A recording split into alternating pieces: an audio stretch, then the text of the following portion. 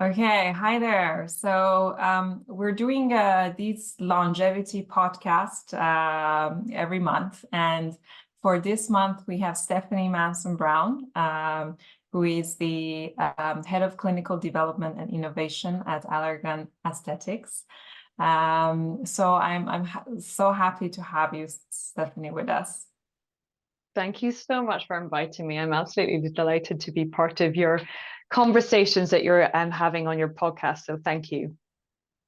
Okay, my first question is, I know you're deeply involved in the longevity in the longevity science, and you've been the co-founder of the Science of Aging Symposium, which sort of brought together all the leaders of the longevity field.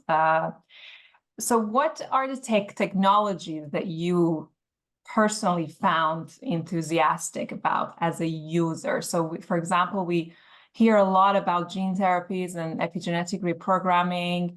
What is it that you mostly feel excited as someone in the field, particularly to do with the skin?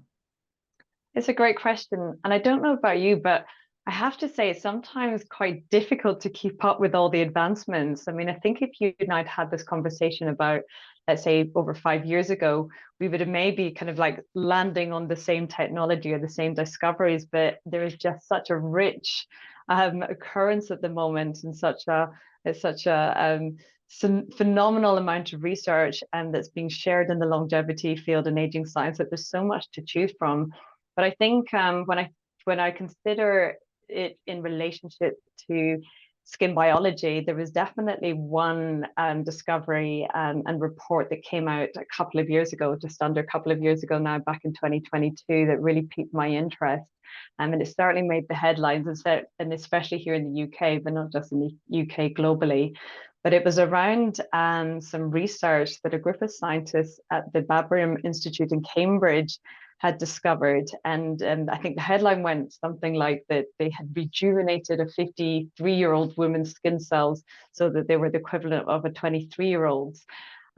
So what I thought was really fascinating about this was it was the first time that they were reporting on this new method and that they had developed. And it was also the first time that they were talking about taking a somatic cell and then almost getting the cell to bounce back. So what they did is they changed the method of induced pluripotent stem cell reprogramming. So this is obviously in the female cell and cellular reprogramming, and developed a new method called maturation phase transient reprogramming. And this is where they are selective. They basically are using selective reprogramming factors and basically using this transient expression of Yamanaka factors up to the maturation phase. So they found this they found out that applying this method to dermal fibroblasts, so an area that you and I are both very interested in, so the dermal fibroblasts had come from middle-aged donors, and they found that the cells temporarily lost and then reacquired the fibroblast identity. So basically, they bounced back to their original form. And not only that, they were able to restore the epigenome of mature dermal fibroblasts to a much more youthful state. So this is really exciting. I mean, I think we always need to look at this data and just think about how it applies, in the general context. And of course, it's very much in the early phases. This is in vitro. But what was additionally interesting is that they use multi-omics and to measure effectiveness of their method, which does differentiate them from other studies and their results from other studies. So, for example, they didn't just use and measure DNA methylation. They also applied multi-epigenetic clocks as well as measured transcriptomics. And then this showed remodeling, and they demonstrated that the transcriptome was estimated to have been rejuvenated by about 30 years, which I think is where the headline 53 to 23 years came from. And they were using a novel transcriptome clock. So they basically demonstrated that they could potentially rejuvenate these fibroblasts, and they also restored the fibroblast morphology, which had changed during the phase, the maturation, maturation phase, transient reprogramming phase. But then, as I said earlier, they bounced back. What they didn't comment on was a function of the fibroblast. So I think that that's going to be a key component for us to understand how it could be potentially translatable with regards to understanding the applications in the clinic. But I think again, it's definitely very, very intriguing, very exciting. And they also reported that the magnitude of rejuvenation instigated by this method appears to be substantially greater than previously reported in this type of reprogramming protocol.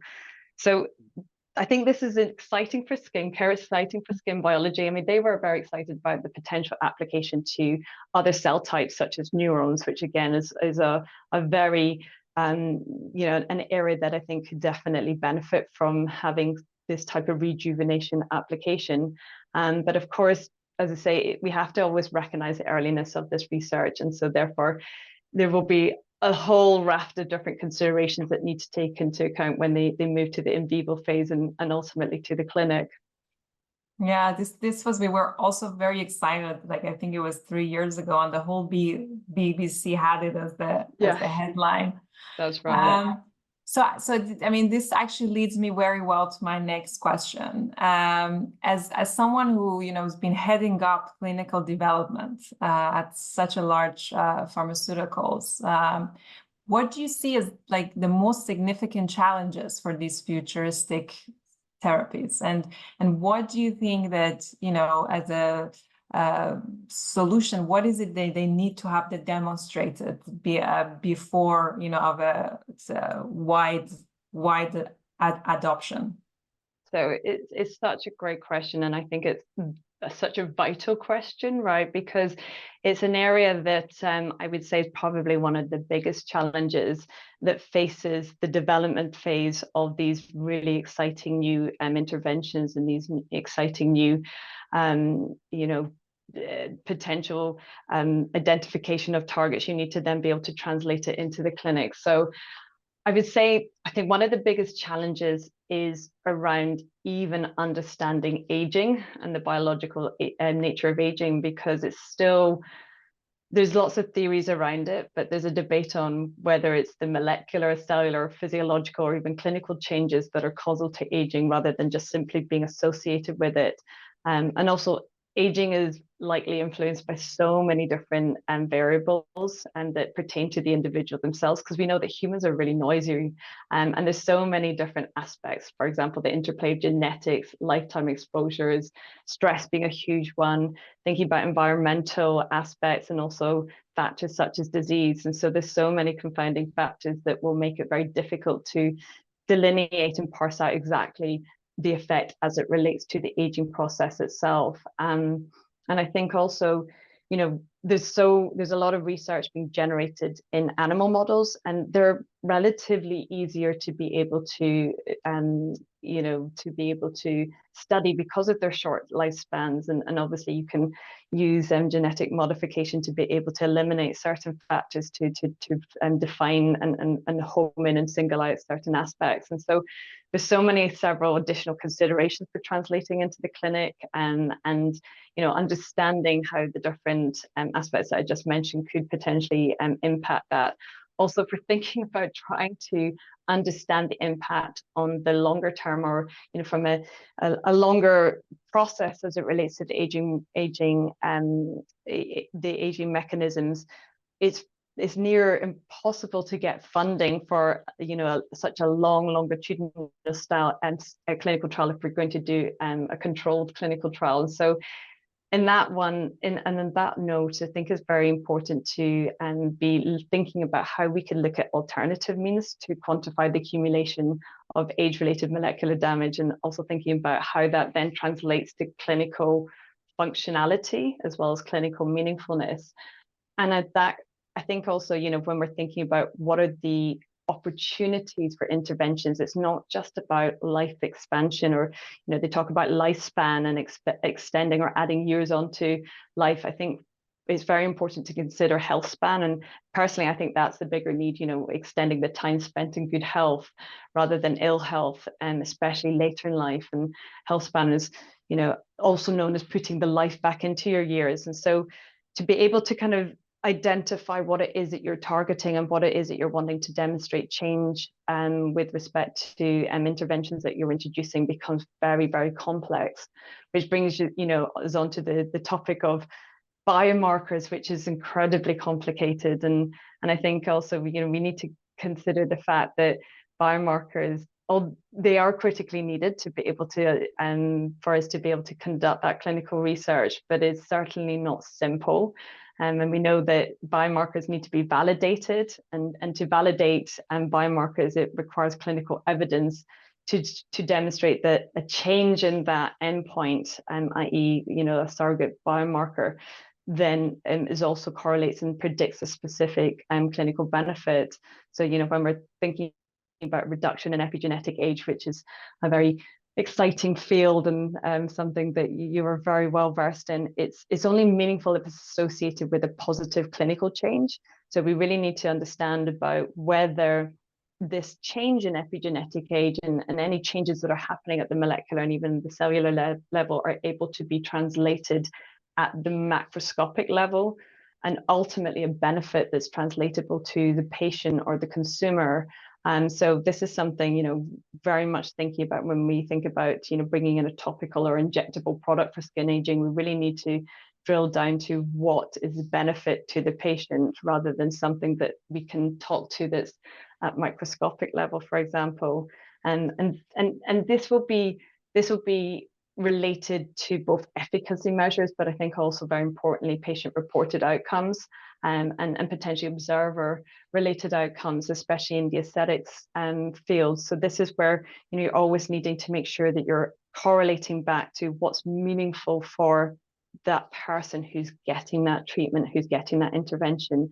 And then another big challenge, which we cannot forget, is the regulators.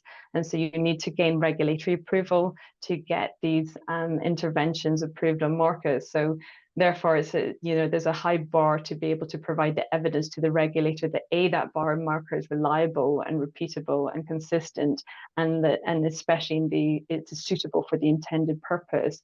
And so all of that needs to be taken into account, and we can't neglect the fact that we know that the aging process is not unilateral and is not consistent across demographics and populations. So you need to take into account that phenotypes vary according to skin types, ethnicity, sex and gender, geographical location, and that includes exposure to pollution and UV light. So all of that, and it's and I know that this is a big undertaking that we're all trying to tackle, but we need to understand all of these different factors before we can actually then demonstrate that we're having a clear benefit in relationship to the actual aging process of individuals.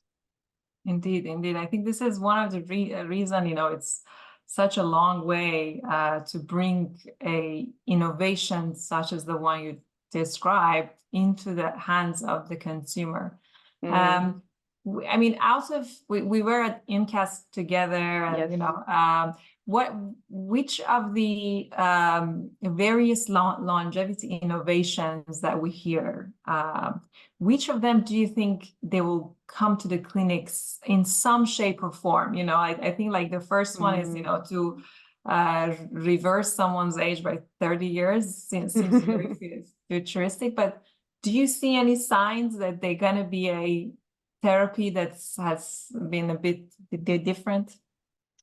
Oh, do you know what? I find this one actually very difficult to answer, because I think what I'm often cautious about is jumping onto a trend or buzzword that is potentially diluted by the amount of discussion around it, and we need to kind of go back, as I said, kind of just earlier, about really truly understanding the impact as it pertains to the biology, so like at the cellular molecular level, and then kind of mapping out how that actually does truly provide a benefit to patients or benefit to the consumers. And it was great to see you in IMCAS, by the way. But there's a lot of interesting discussions taking place, and I think that really what we want to make sure that we're doing is we're identifying what could potentially actually target the root cause of aging. And at the moment, a lot of the therapies, certainly in the area that we were exposed to IMCAS, a big aesthetics international aesthetic medicine and cosmetic and plastic surgery conference, is looking at the signs and symptoms of aging. I think I'm probably going to sit on the fence here and maybe go for a safe option, but one of the things, and it's probably not the answer you're looking for, Shakiba, but I think one of the things that when thinking about all the insanely brilliant discoveries, and as you say, we discussed the cell reprogramming, and there's gene therapy, and there's geroprotectors, for example. But I think one of the areas that I do think is worth just considering is that we need to kind of look at how we could potentially harness some of the interventions that we've got available to us today. So, I'm so fascinated about kind of understanding certain lifestyle interventions and then sort of harnessing the digital technology that can help us actually leverage those lifestyle interventions with intention and with meaning. And there's so many digital health technologies out there that provide data to individuals who can then look at predictors of long-term health and potentially look at predictors of chronic disease. And ultimately it's empowering people to make the decisions and then take decisions for themselves, and actually to have a degree of autonomy with it as it relates to how they're actually wanting to consider how they are living and taking certain steps, which is often easier said than done with. And of course, we also need to think about the accessibility of that across a wider socioeconomic environment. But I don't know about you, but I'm fascinated by the wealth of data that's been generated around the microbiome and understanding habitual diet and how that can impact sort of longer term health, positivity, I would say, or kind of promoting good health. And I'm fascinated by the wealth of data that's being generated by Professor Tim Spector and the group from King's College, and looking at this because they're the brains behind that PREDICT study that got a lot of publicity during COVID, and this is an ongoing longitudinal study across the US and UK, and I think there might be other countries included, but it certainly started in the US and UK. And their primary goal is to predict metabolic responses to foods based on the individual's characteristics, including molecular biomarkers and lifestyle factors, and looking at the nutritional consumption of the food. So I think that, yes, it's available to us now, but I think there needs to be more awareness of it, and also helping or finding ways to your point, bringing it closer to the clinic, or putting this knowledge and this understanding into the hands of individuals, because they're really putting the science behind lifestyle interventions, and they're generating data. Their data set is continuing to grow, and I don't know what the last read of people who are signing up to be part of their bigger study, but they're generating data regularly on cohorts of over 1,000 subjects that really does bring meaningfulness and also translatability and interpretability to their data. And one of the things I found really interesting was getting an understanding of how important the human gut microbiome is considered as a major modulator of the immune system, and how you can potentially impact it, and enhance a healthy gut microbiome. And they've been looking at ways to correlate and understand how you can eat a healthy intake of vegetables that are green and leafy, and these are correlated with lower levels of white blood cell counts, for example, which in turn is associated with lower levels of systemic inflammation. And they think that's down to potentially or it's relate, they think that then that relates to improved cardiometabolic outcomes and better immune function. And they've also been looking at the women in menopause and trying to understand if there was ways that you could intervene and provide better outcomes for women going through menopause, because we know that menopause is and postmenopausal state is associated with higher cardiovascular risk, and so these are some really great things I think that are worth considering right now. So it's maybe not the answer you were looking for, Shakiba, but it's something that I think is fascinating. No, I think this is a very unique view. What is it we can make sense of the existing data that we have to improve, and it might do a bigger job than any of these futuristic therapies. Yeah, definitely. I agree with you. Okay, and then I mean, I've heard a lot of your podcasts, and you are a big supporter of let's, develop products that support a wider range of skin types, racial background, ethnicities. How do you see, these scientific breakthrough, or, whether it's longevity or skin, how do you see this breakthrough benefiting more racial backgrounds or other ethnicities, other skin types? Yeah. Oh, thank you for the question. And again, I think it's such a great and such an important question. So, and you and I've had discussions in the past, and so I appreciate us getting your insights on this as well. So, certainly from a skincare perspective, there is some areas that my skincare R&D team are looking at really beginning to fully understand some of the details around the biology as it pertains to different skin and skin ethnicities. And we're also then ensuring that we're wanting to increase our diversity in patient populations in our clinical trials, because ultimately we're just wanting to continue to better understand, efficacy and safety in underrepresented patient populations. But ultimately, to your point, looking at how we can apply this to the advances of new products, is absolutely essential for us to be considering how new advancements in product development can benefit different skin types, because as we know only so well, the data and the research to date has very much focused on the benefits as it relates to white skin and lighter skin types, and so it's and women as well, which is different in other medical specialties where the research has mainly been focused on white men. So we are, and as a company, Allergan Aesthetics, we are absolutely dedicated to our commitment to diversity and inclusion. And we firmly believe that these are going to be the principles that are going to be critical in achieving these new scientific advancements in skincare and aesthetics portfolio more broadly.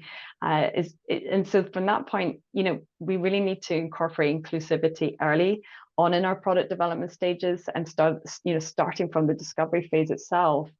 So it's not just about generating the clinical data at the end. We need to be thinking at it from an end-to-end perspective, and right from that beginning stage of discovery. And so to do that, to be able to achieve new skincare breakthroughs, we're aiming to deepen our understanding of how skin varies from a racial and ethnic background, and also from an age perspective, and understanding also from a gender perspective, on a molecular level. And so while the visible signs of aging may appear similar sometimes across diverse patient populations or diverse populations, the genetics and the genetic factors influencing the aging process can vary significantly from one group to another. So by gaining a deeper understanding of these factors, we can identify new targets to delay or prevent the signs of aging, which is obviously what we're all hoping to do. And so therefore enhancing skin longevity. And so that, to that end, we're kind of embarking on a number of initiatives to gather data from a wider spectrum of racial backgrounds and ethnicities and demographics. So very top line, and can't necessarily share you significant details at this time, but I look forward to hopefully coming back and speaking to you about this when we've got something more to share. But we're currently building a tissue bank of residual skin tissues from surgical procedures for this purpose. And the tissue bank will enable us to conduct genomic and proteomic analysis. And by integrating bioinformatics and artificial intelligence and machine learning tools, we aim to develop new algorithms that can better characterize genetic backgrounds and understand the specific aging processes. So we're optimistic that this tissue bank will assist us in identifying more relevant targets and based on population diversity. And this will also provide valuable insights into how our skincare products can benefit different patient populations, and also help us satisfy the diverse standards of beauty more effectively. And I think also that's something that's really, really changing, and we're definitely making huge inroads into moving away from this white Eurocentric notion of beauty, and actually looking at attractiveness as it pertains to all the richness that is associated with different ethnicities and culture. So, and it doesn't just end with skincare. I mean, this is some of the work that's happening in the discovery stage in skincare. We can then also translate these findings and discoveries to other parts of our portfolio and look at how we can leverage these insights insights and these new technologies and hopefully targets to our injectable product development. Wow, yes, hopefully.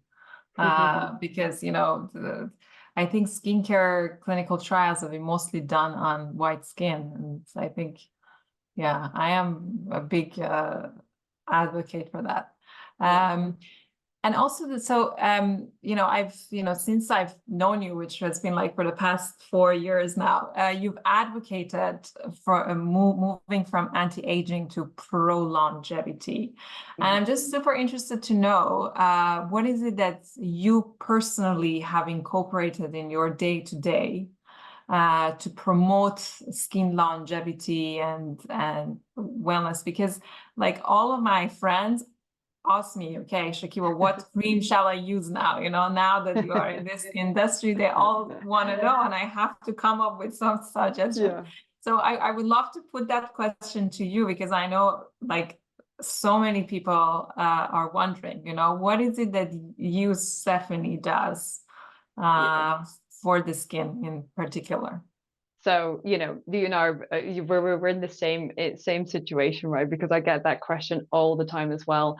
And it can be quite a difficult question because, as we know, one size does not fit all, and different people have got different needs, relating to their different individual needs, as we talked about, ethnicity, race, and the aging point of their age and gender. However, there are some key principles that you can apply, and I certainly will share with you my principles. But first of all, I want to thank you for identifying that we're absolutely advocating for a shift from anti-aging to pro-longevity, or at least, pro-health. I think that's something, and we definitely do need to kind of zone in and work out and focus on what that word will be to replace anti-aging, because it is just so widespread, and it's going to be a very difficult term to overturn. But I know that there's certainly, and there's several of us who are advocating for that, and I'm very confident that we will achieve that in the not too distant future. But it's really incumbent on us in industry, right, to stop using it and to look at age more holistically in a positive light, because the word anti-aging, I mean, anti has got such negative connotations associated with it. We should be celebrating the fact that people age, and we just want to be able to support people to age as healthily as possible and promote good health. So that is exactly the same concept as it relates to skin. I mean, looking after skin is so important. And I know you and I have been really big proponents of making sure that skin biology is talked about at longevity forums and conferences, and you and Christiana and the team at Mitra Bio, because we want to make sure that people are thinking about skin as well as our other organs rather.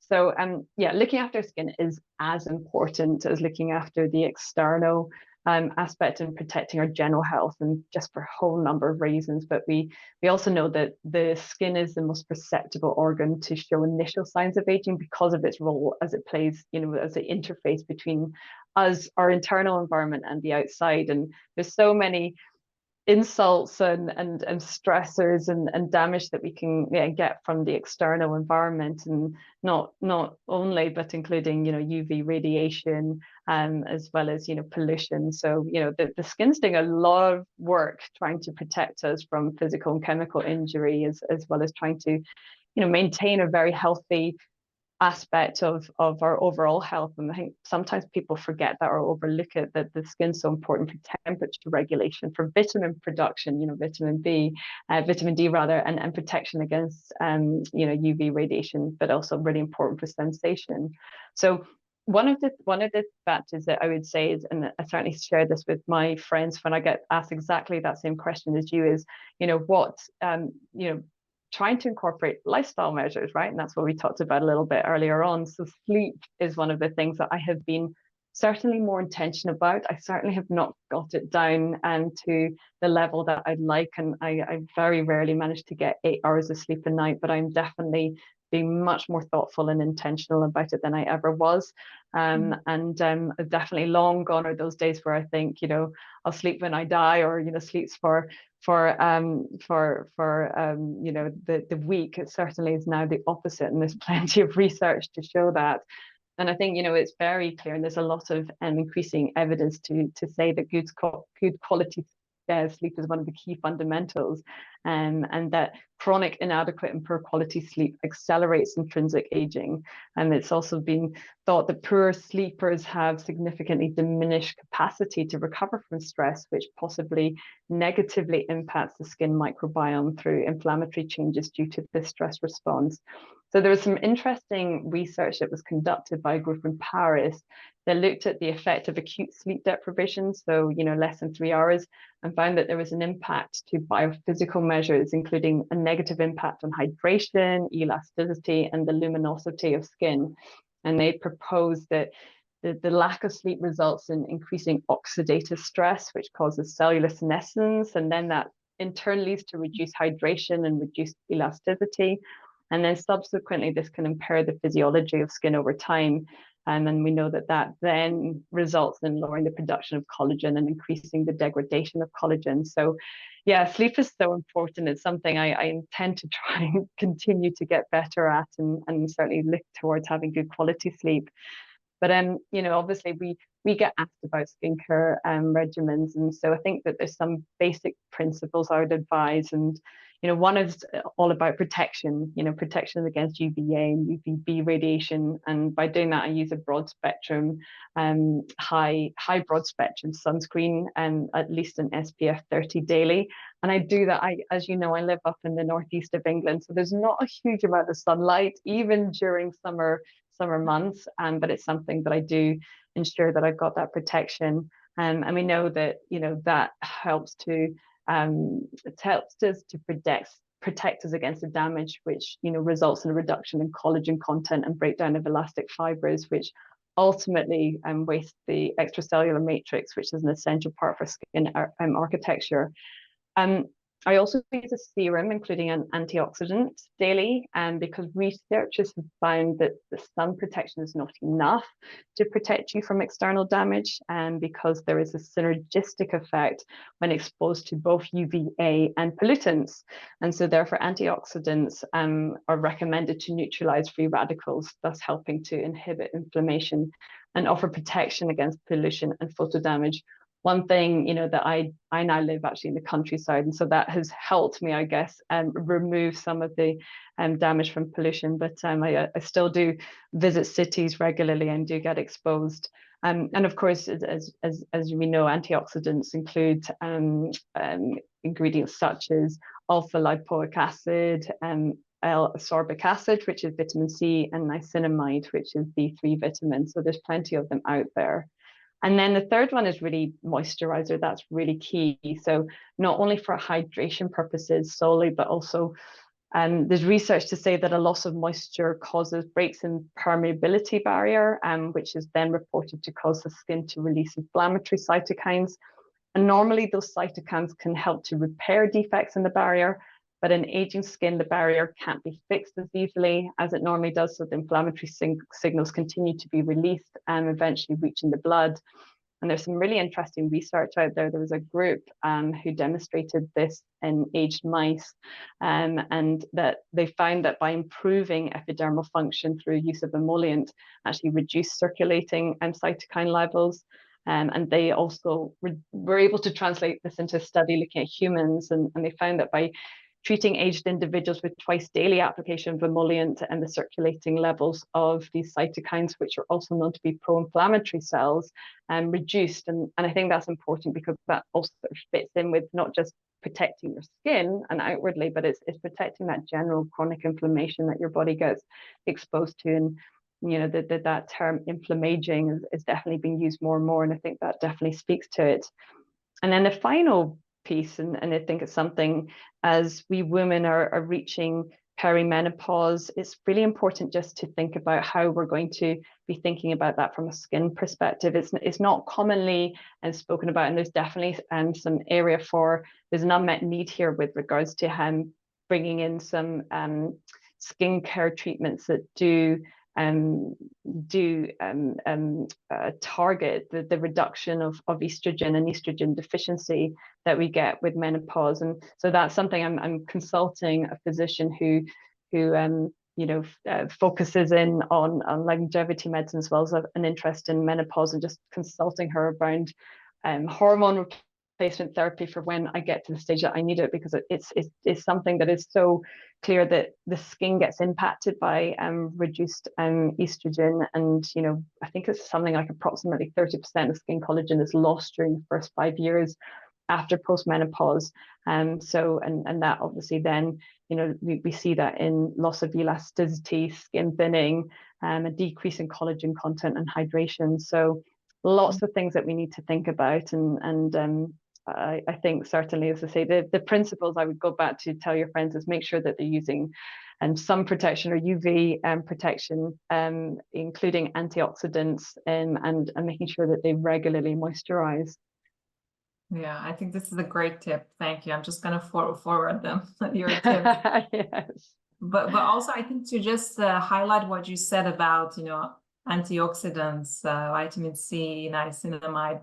There was also a study that these will also help prevent skin cancer as well. Oh, yes. Which I found really interesting, that the people who do develop basal cell carcinoma, if you use an antioxidant, you will lower your chances of developing that. Right. And that's it. Yeah. And it's about just protecting against that synergistic effect, right? As well as understanding kind of the effects of pollutants. So that's a great point. Okay, cool. And then looking ahead, in 10 years' time, what do you think is the skincare of the future? Ooh, I think it will come back to being more targeted. It kind of goes back to that, taking all the research that's taking place at the moment, and applying all these different levels of understanding all the different factors, and putting multi-omic data together to be able to then look for more targeted products that kind of will go towards, and I think right along somewhere in the future will be more personalized and skincare. So this will, address individual needs based on their genetic background, demographics, geographical location, and gender identity. And so that's, really leveraging genomic information, and as well as, very importantly, identifying how we can harness artificial intelligence and machine learning, so that we can, develop algorithmic recommendations for skincare ingredients, products that will enhance individual skin's longevity. I mean, there's certain AI applications at the minute that do recommend skin products, but that's not individualized, right? We actually need to think about how we're looking at certain measures to be able to do better genomic and genetic profiling, and lifestyle profiling as well, and epigenetic profiling to better understand individual needs, rather than doing it on a kind of a wider basis. And as always, we know that we need to continue to look at, as we've just discussed, the antioxidants and moisturizers and UV absorbers, but we also will need to think about how we're including additional ingredients that are tailored to the specific needs of the consumer, the customer, based on their, as I say, their own individual needs from a genetic and gender perspective.